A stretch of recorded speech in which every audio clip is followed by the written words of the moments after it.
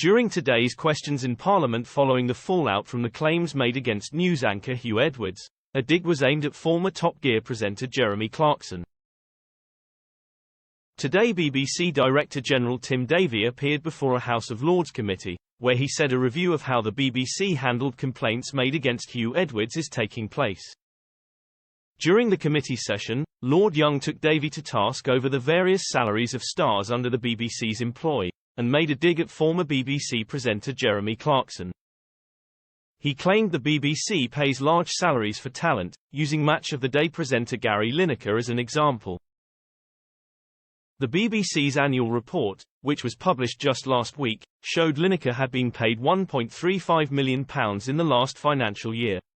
Now, however good he is, he actually isn't the asset, Lord Young insisted. The asset is Match of the Day. I could sell Match of the Day anywhere, he continued.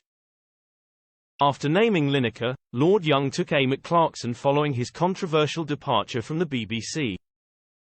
People think they're indispensable, Lord Young said. Jeremy Clarkson thought he was indispensable, but they're not, Top Gear goes on. The Clarkson's farm star was axed from Top Gear, following 13 successful years on the show, after he punched producer Oisin Tymon back in 2015.